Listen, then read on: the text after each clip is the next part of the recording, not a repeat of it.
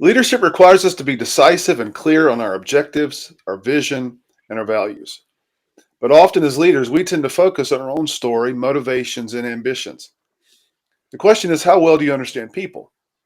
A narrow vision of life can distance us from others and hinders relationships. But when we learn to understand people, we can create trust in a positive, collaborative environment that leads to their success and the success of our team. How can we understand people better? We're going to answer those questions and more right here today on the Five Gifts podcast.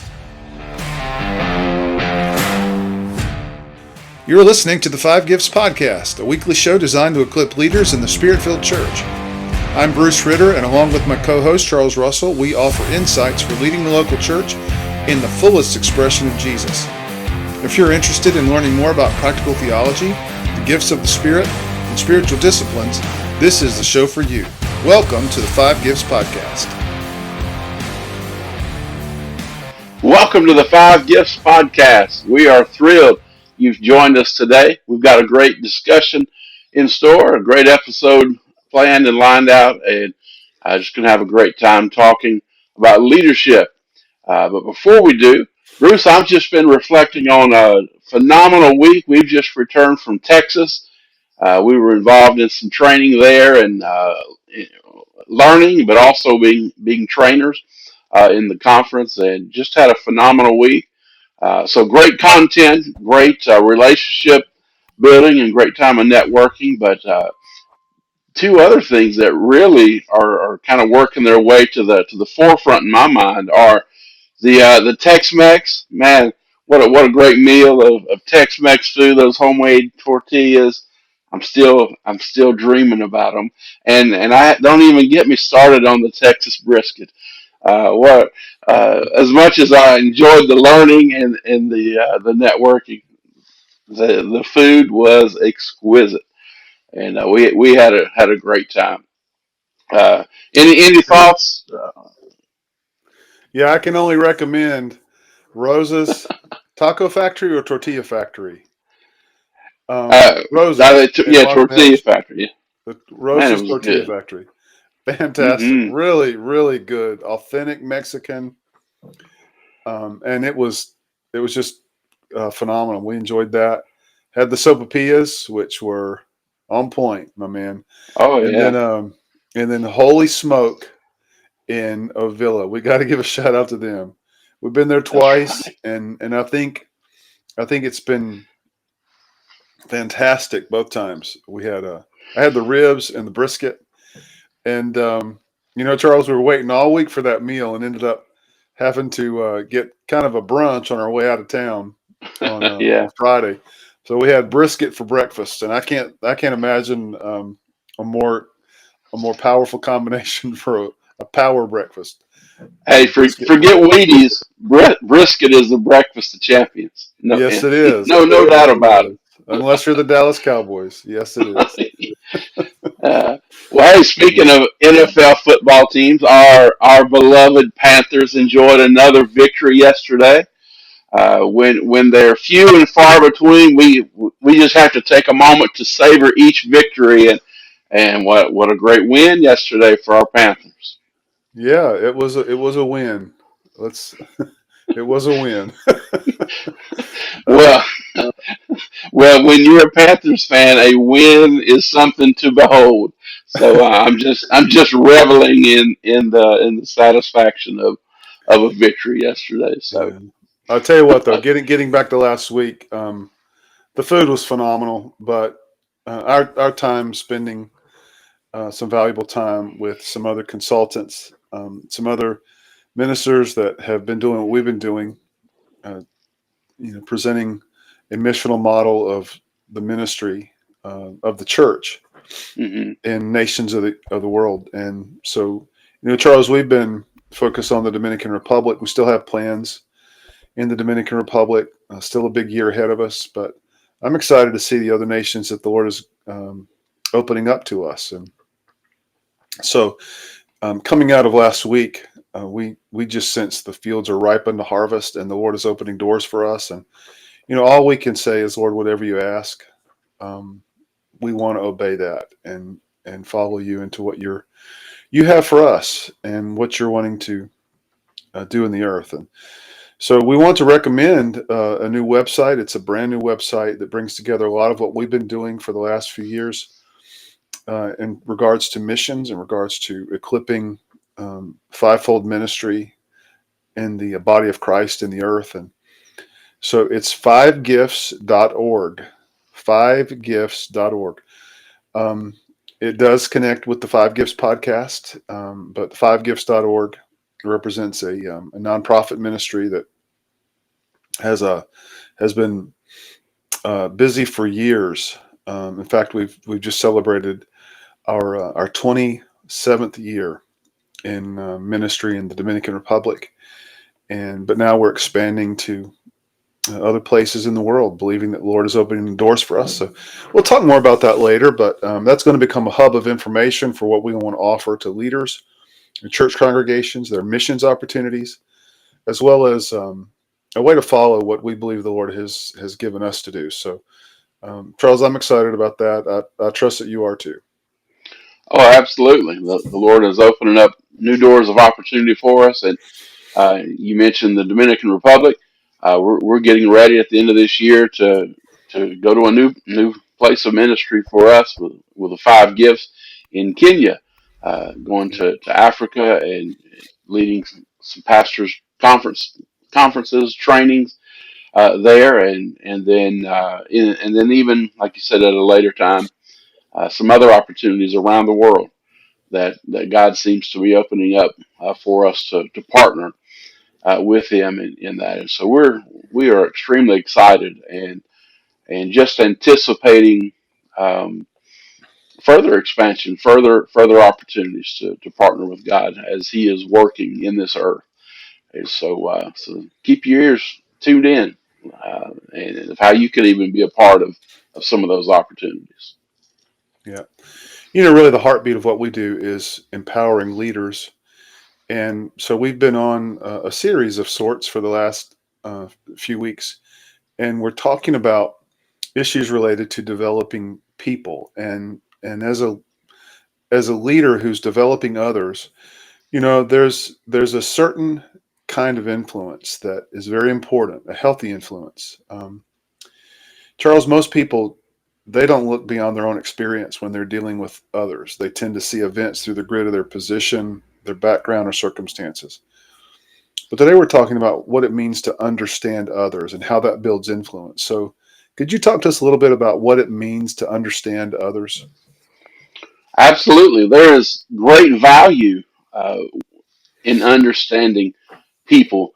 As we talk, our aim is to encourage and to motivate and inspire leaders.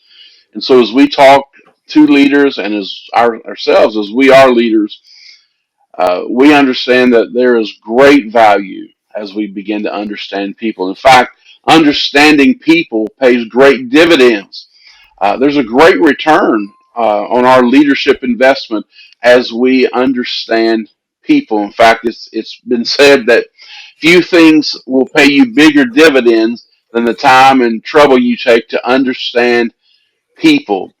Now, people are we are a difficult um, a breed, if you will. So, if we're going to lead people and if we're going to understand people, it requires a huge investment, and oftentimes it can feel like trouble to understand people. But man, I'm telling you, the longer I'm in this leadership journey that God has me in, I'm learning that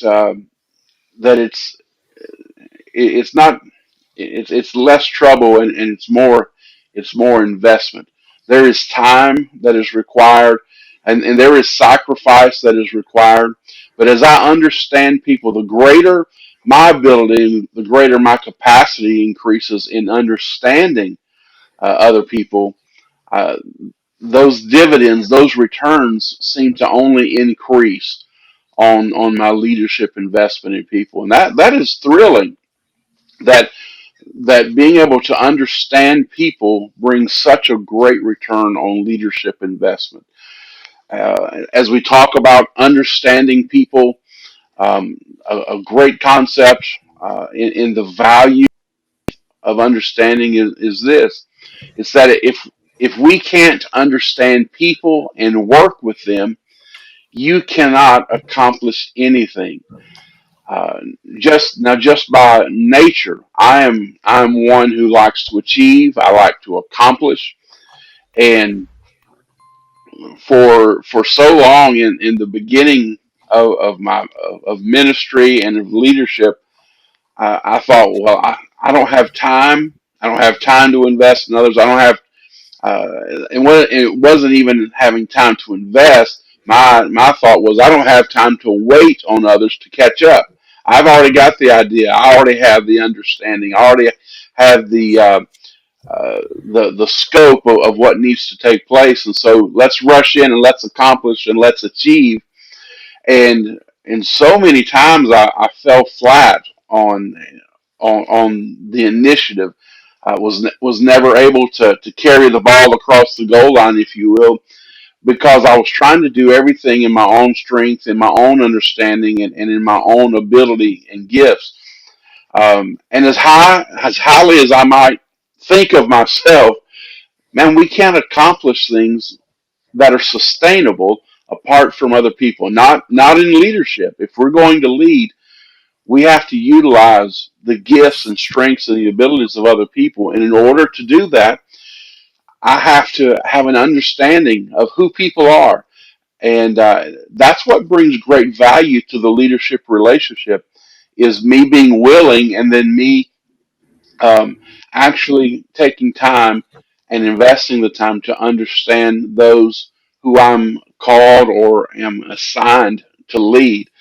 And so all of that comes down to building relationship and what I have learned and what I continue to learn as I grow in leadership is that in the economy of leadership, relationship is the capital that we deal in.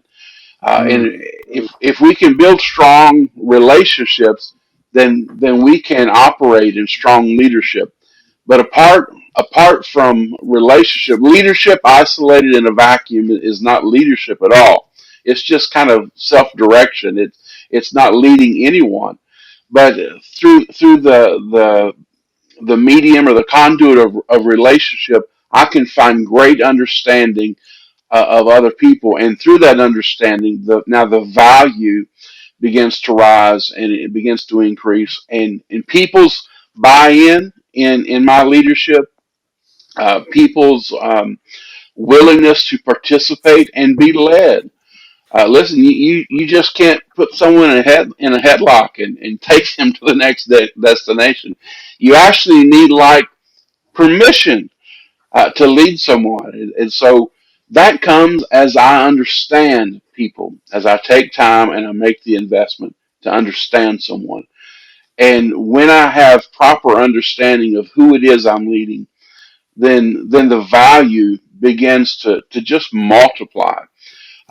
So again, if you can't understand people and you can't work with them, you can't accomplish anything. And as leaders, there is a drive within us. We want to achieve and we want to accomplish the goals and the marks that are set before us. So in order to do that, we must build relationships, and we can only build relationship through understanding. Well, I'll try to get off my soapbox there and let's move to the next kind of talking point here. Um, but the ability to understand people is one of the greatest assets that a leader can have. The ability to understand people and listen wherever, being able to identify where you are on your leadership journey is I would call that self-awareness, and self-awareness is critical to any leader's uh, journey and growth in leadership. So being self-aware of my skill of understanding is critical to growing and understanding. And so I just have to be honest with myself. Okay, this is where I am on this continuum of continuous growth of learning how to understand people. This is where I am. All right, I'm a one, I'm a two, or you may be an eight or a nine.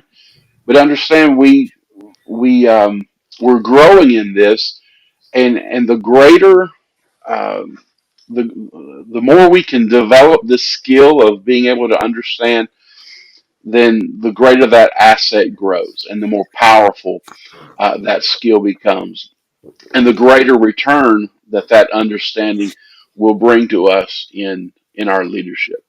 Here's what Harry Truman has to say about the skill or being able to understand people. He says, when we understand the other fellow's viewpoint, when we understand what he's trying to do, 9 times out of 10, he is trying to do what is right. So having said all of this about the value of understanding people, here's a question to kind of reflect on and it's this: how can you or how can I, how can we improve our understanding of people? Because when we come to a place that we are pushing ourselves and we are being intentional in growing in our understanding of people, it brings incredible return to our leadership. So, Bruce, we talked a little bit about the value of understanding people. What are some hindrances that I know that as leaders we want to grow in that. So there are going to be some speed bumps and obstacles along the way. Talk to us for a moment about hindrances to understanding people. I'm really convinced that um, Charles, what you're talking about is essential when it comes to being a leader. Because if you think of and the fact that you brought Truman up, I think it's kind of a study in good leadership. Most of us think of leaders being driven, ambitious. We look at their accomplishments, and usually it's their legacy by which we judge people.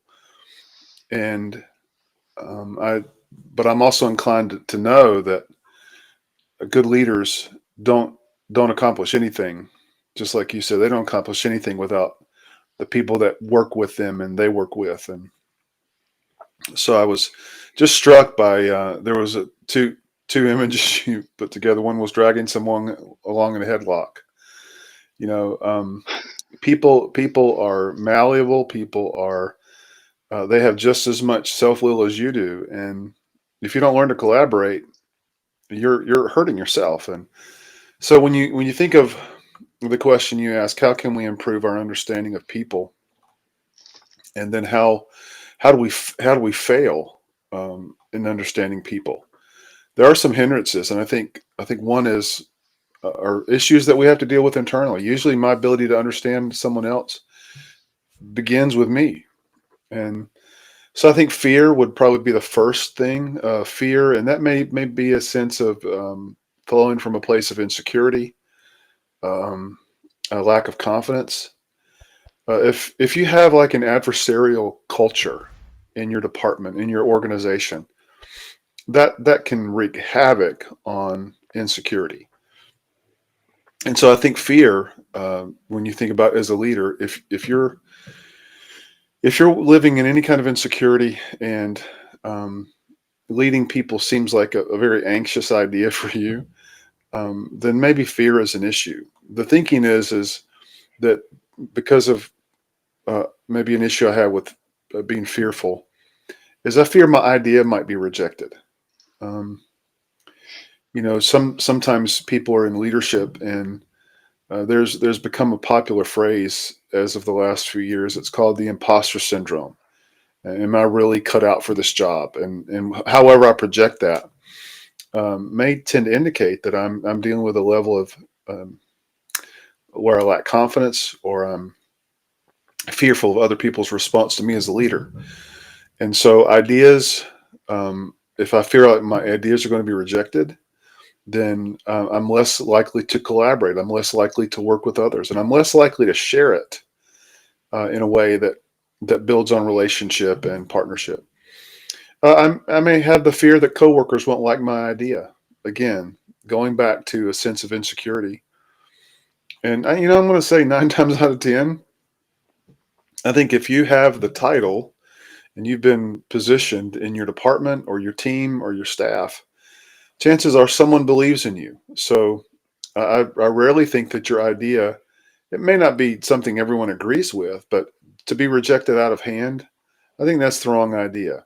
Think about how this idea might contribute, how it can be improved upon, rather than just wholesale rejected. Number three, I think one a fear is the I won't get the credit for the if the ideas work.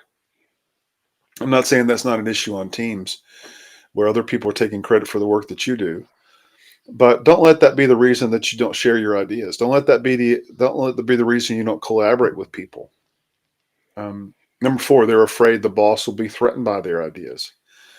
Again, I think that may be coming out of an adversarial culture, and whether that's not something that you harbor in your thinking, if you feel like that's happening in your department, then I can understand that being a fear. And I want to say first about these hindrances. These are not necessarily things that are wrong with you. These are things that are generally happening dynamics, just interpersonal dynamics that are a part of any relationship.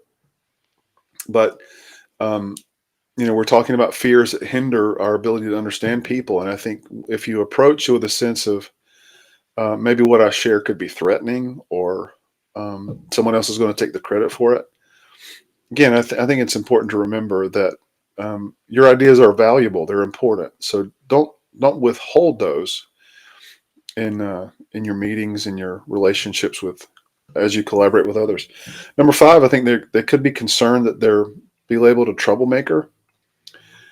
Again, that might be a reasonable outcome. Sadly, if your staff is unhealthy, if your organization is unhealthy, but when you operate from a position of fear and you're concerned about sharing a genius idea, that's something that brings you a lot of energy, for fear that you're going to be a troublemaker, well, then there might be some other issues at hand there. So don't let your ingenuity, don't let your abilities, don't let your sense of even confidence, don't let that hinder you from stepping up and trying to work with people.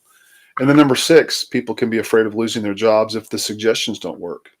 Again, that's a real thing, and I'm not trying to minimize any of these, but I think I think at the point that they hinder us from being collaborative, at the point they hinder us from really trying to work with others, you can't affect how other people decide to work with you, but you can definitely be the kind of person that is working on building health in your staff culture, your organizational culture, just by putting yourself out there and showing a willingness to work with people and listen, just as much as you're wanting people to understand your ideas and your methods, it's important you take the same posture with people. But fear is a big one. Number two, I think self-centeredness. Again, that's not something I don't think anyone's looking to be self-centered. But it can be one of those latent things in us that keep us from working to understand people. We're focused on ourselves. We're focused on, again, our position, our security. Um, um, you think of priorities that we need to have when dealing with people, and John Maxwell lists 7 things that help us deal with self-centeredness. And I think these are phrases that prioritize the most important words to build upon or build understanding in relationships. And so he says the least important word is I. The least important word is when it's all about me. Number two, the most important word is we. Again, that's a very crucial word when you think about being a collaborator with others and looking to understand them. You have to come from the position of saying, we're in this, we're working together, we're the key. Not I'm the key to make this department succeed. We are the key. Maxwell continues. He says the 2 most important words are thank you. I think we would all agree that showing gratitude, expressing our gratitude to others for their contributions is important. Number 4, the 3 most important words, all is forgiven. I think that's powerful. When you can say, and to people that you work with, listen, it didn't pan out. Your idea was had a lot of energy and drive, and we appreciate your ingenuity. And if it doesn't work, we're gonna rally and work it out. But we're not going to let um, your sense of failure uh, keep you in that position. So remember those 3 words. All is forgiven. The four most important words What is your opinion? Again, think about what that does. It invites collaboration, it invites thought. I'm an introverted person, and I love to hear that because I'm processing inwardly all the time.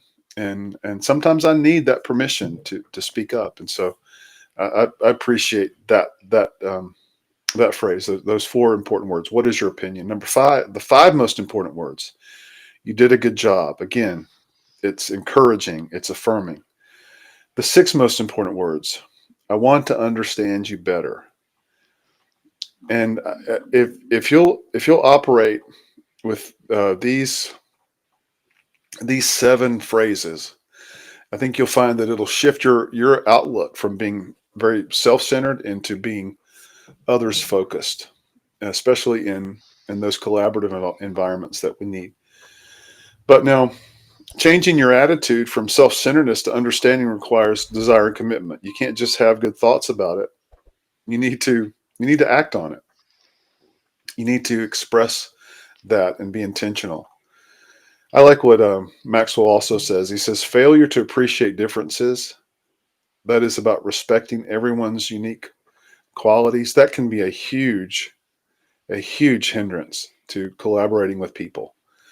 Just remember, there are unique things that people can bring to the table, and some of those may not be equal in terms of their effectiveness. But in the midst of a list of mundane ideas that don't move the needle, there's going to be that one. And so you need to appreciate what people bring to the table. Again, failure to acknowledge similarities. We have a lot more in common with others than we may know. And especially when you realize that both of you are tasked with reaching the same goal. So begin to appreciate not only one another's differences, but recognize that you probably share more in common than you realize. And then also, as you think about some of these reasons, think about what's hindered you in understanding people. If one of these ideas has resonated with you, perhaps you've been operating from a perspective of fear or anxiety. Your sense of where's your place in the pecking order, and is it okay? Is it safe to share your ideas? If that's an issue, you need to take ownership of that and work on changing that. Self-centeredness, again, is it about you or is it about the we? And I think again that's an important come to Jesus moment for all of us. And then finally, learning to recognize that people have differences, but they're valuable. And at the end of the day, we actually probably have more similarities than differences. So be considering those, and I think you'll find you're in a much better position to work with others, to collaborate with others.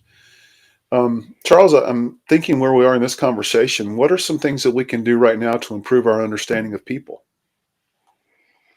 Well, there's a few things that I think everybody needs to understand. And so here's just a short list of five things that we all can know, especially again as we're leading. Number one would be this: everybody wants to be somebody. Everybody wants to be somebody. It's just built in. It's an innate part of who we are. There's a desire, there's a longing within us.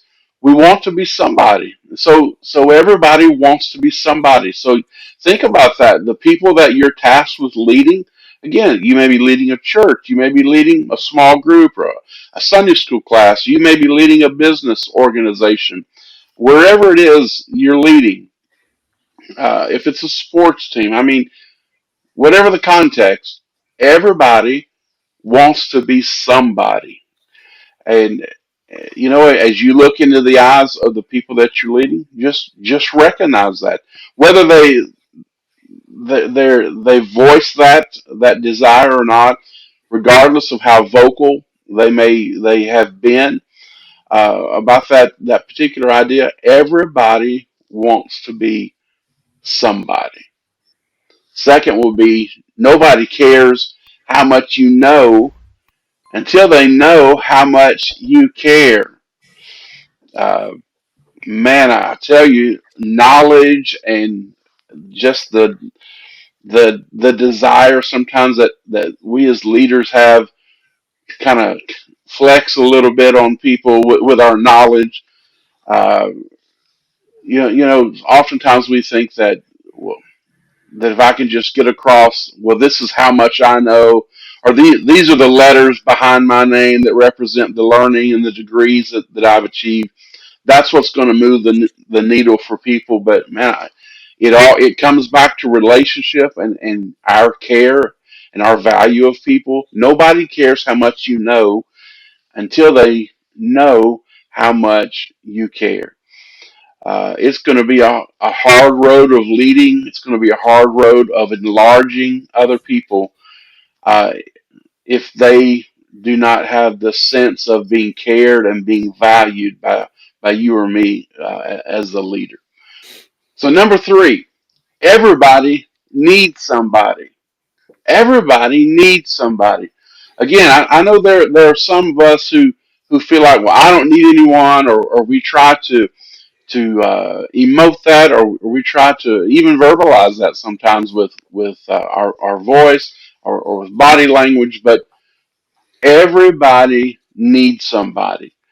There again. There's just built into our DNA the desire for connection, the need for relationship, and so that's the third thing that we need to understand about people is that everybody needs somebody, even those of us who try to kind of have the tough skin and the tough love and try to push people away. At the core of who we are, everybody needs somebody.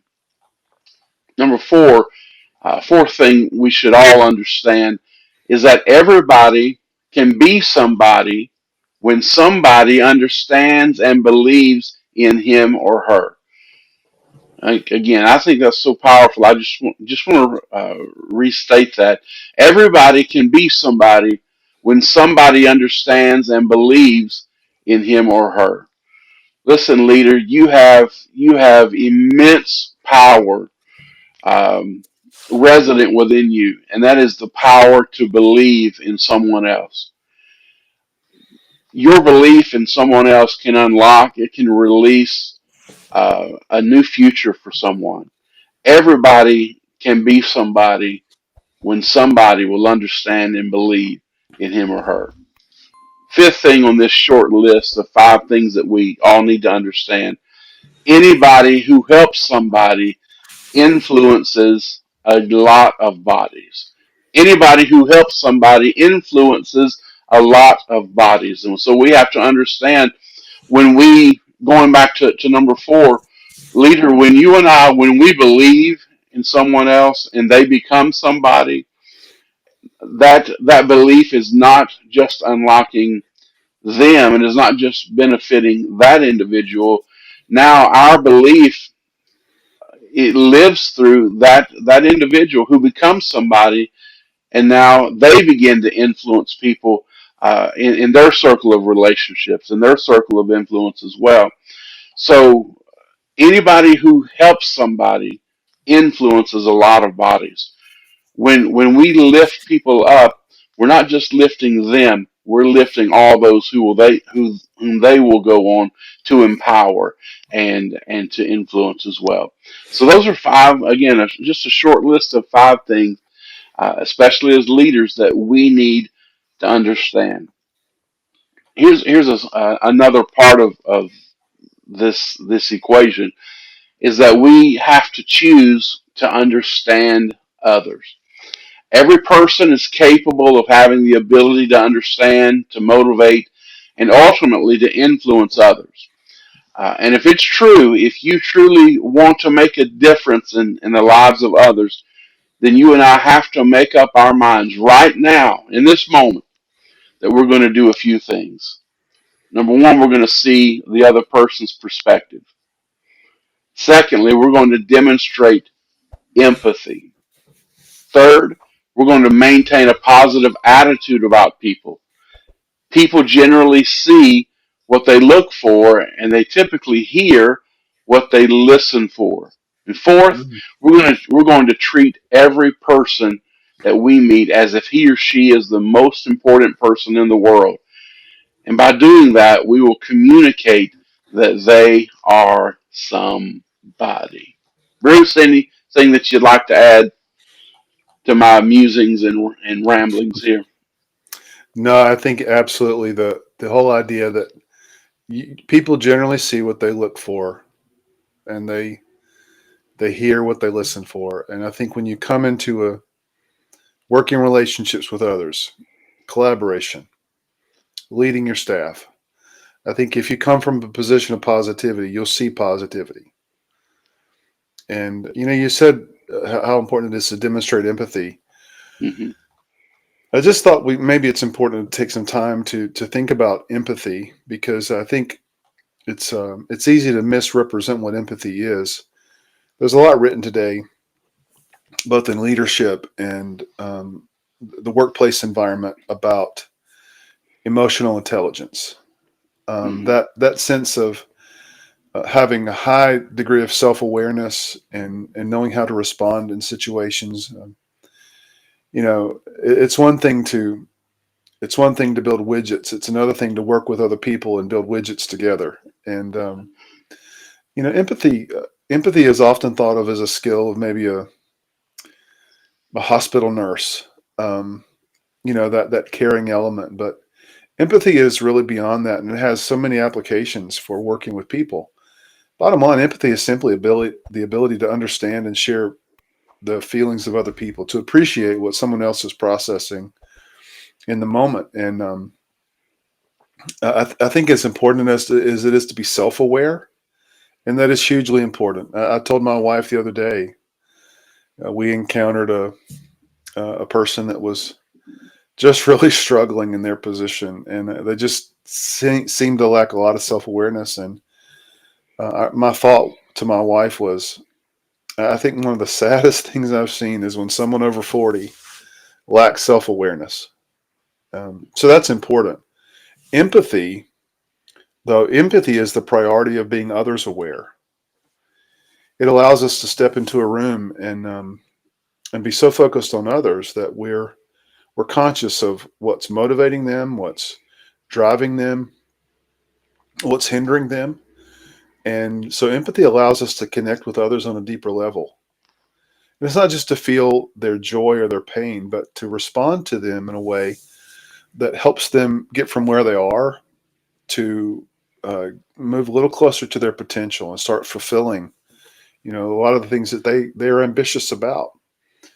So um, again, when you think about empathy, my standard is Jesus. I mean, I look at Jesus for my cues in life, and Hebrews 4:15 tells us that as our high priest, he is not removed from us. He is touched by the feeling of our infirmity. He feels, he has felt, he understands the difficulty and the struggle and the temptation that we face. So I think there are about three different types of empathy we could talk about this morning that maybe help us become more others aware. Number one is a cognitive empathy. Cognition, we're talking about thoughts, we're talking about your inner motivations, inner perspectives, and that's what cognitive empathy is. It involves understanding someone else's perspective and someone else's thoughts. Now, you don't have to be a board certified psychiatrist to understand someone else's motivation. We've talked on several podcasts about the capacity to listen. And I think what largely what we've talked about today in seeking to be a more understanding person of other people is to recognize that people have inner motivations, urges, drives, anxieties, and fears. And so if you're paying attention as a leader and you know someone else's story, then I think it's easier to pick up on maybe what someone is processing, and maybe a challenging benchmark that your department needs to reach, or some aspect where they're feeling under the gun. What can you bring to a person if to help them if you understand better what they're feeling? Again, you know I almost hesitated to bring this up because some leaders are just going to say, You just steer the cattle and move them. And I think that's a little short sighted. I think it's important to remember what's driving people, what motivates people. So cognitive empathy is one of those kinds of empathy. Another one is emotional empathy. A lot of times empathy is thought of as feelings, and because feelings are someone's perspective on reality. Again, I think it's important that we can track with what someone is feeling emotionally, at least to understand it. So emotional empathy is one, and then what I would call a compassionate empathy that involves sensing someone's emotions and being motivated to take action. It's one thing to feel what someone else is feeling, or to at least have a baseline understanding of maybe someone else's inner struggle. But compassion is that quality of a leader that says, "I want to help you. I want to help you get past this. What do you need from me as an encourager? What do you need from me to help you feel more empowered?" And those are some of the ways we extend ourselves to others, just through that channel of being more empathetic. Empathy, it doesn't come natural to everyone, but it is a skill that can be developed and improved over time just by taking time with people. So, Charles, we can probably talk about an action plan today. Maybe we want to reflect on a few things. How would you proceed on becoming a more understanding person? Well, we can improve ourselves immediately just by asking a few simple questions each time we meet new people. So the first question would be this: where do they come from? Mm, Where do they? What's their story? What's their background? What's their history? Uh, what's their past experiences? Uh, where did they come from? How did they get here? What brought them here? We're asking questions to improve our understanding of individuals. A second question would be, okay, I understand somewhat now where they've come from, but where do they want to go? What's I know what brought them here, but now what's driving them into the future? What does their mm. picture of the future look like? What are their dreams? What are their hopes? What are their visions of the future? In essence, where do they want to go? Bruce, any other questions we could ask I to think help the to first two are understand pretty people? powerful. I do have maybe another couple, but just for a minute, you think about the first two. You consider where someone is coming from and compare that to where they want to go. Maybe where they want to go is a place they've never been. Maybe Mm, it's a maybe it's a level they've never reached in leadership. Maybe it's a skill set that they've never really operated in. And so those are two powerful questions to think about. How did this person get into this role, this position, this church, and maybe this stage in life, and where are they going? I'm confident that we believe in people in their spiritual journey, that God is doing a lot of the activity in their life. He's saving them, He's sanctifying them, but sometimes moving from where they've been into a new experience. Once you understand that about people, I think you're better equipped to help them get from where they've come from to where they want to go. Another question I would ask is, what is their need now? What is it? What is present reality in their life? What is it? Maybe if in relation to the first two, if where they are now is hindering them from where they need to go, then what is incumbent upon me as a leader to help them develop, to help them overcome, to maybe kind of encourage them through regarding circumstances. So what is their need now? And then lastly, how can I help? What's my role? I want to say, just as a leader, to leaders, that there are limitations. Um, it's easy to fall into a messiah complex and try to save everybody and fix everybody. But you're going to limit your ability to help anybody if you don't take time to understand them. So how can I help them? What's my role in helping them become the very best version of themselves? Charles, what yeah. else would you add? Well, I would just say we've got a five gifts podcast first this week, and it's this. We're going to give you some homework. So here's your homework. Activate your positive attitude. This week, the task before you and before us is to practice valuing people this week. Practice valuing people. Try to put these things we've talked about understanding. As we understand people, what's going to happen is it's going to enlarge them, and then it's going to multiply um, the returns on our leadership investment. And so that's homework this week. Practice valuing people as we activate this positive attitude in understanding people. All right, so we're gonna be checking. We're gonna be monitoring. No excuses. The dog ate it. Sister threw it away. No, none of that stuff. We've been down the route of homework excuses, so we're not accepting any of them. Well, we're going to pray for you this week as you practice understanding people, and we want to thank you for joining us today on the Five Gifts podcast. We hope this has been beneficial for you, and as we pray each of our episodes are.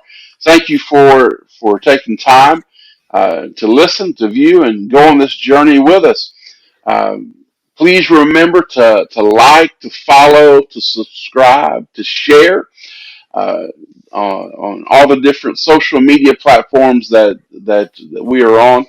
However, you're accessing our content of the Five Gifts podcast, subscribe, like, share, and bring others with you on the journey with us on the Five Gifts podcast. Don't forget, we've got a brand new website, fivegifts.org. Go there and you can find out all kinds of new information about things that are happening with Five Gifts. You can reach out to Bruce at coachingcardia.com. You can find me at charlesrussellministries.com or charlesrusselltraining.com. And if you forget all of that I've just said, just tune in next week because we'll be here on the Five Gifts podcast. You've been listening to the Five Gifts podcast. If you would like to take the next step as a spiritual leader, we invite you to visit either of our websites or contact us for leadership coaching. We can help you reach the next level in your own growth and leadership. We provide leadership, spiritual gift, and personality assessments that give you a better grasp of your leadership style. And we also create a customized growth plan that empowers you to reach your full kingdom potential. We can't wait to hear from you.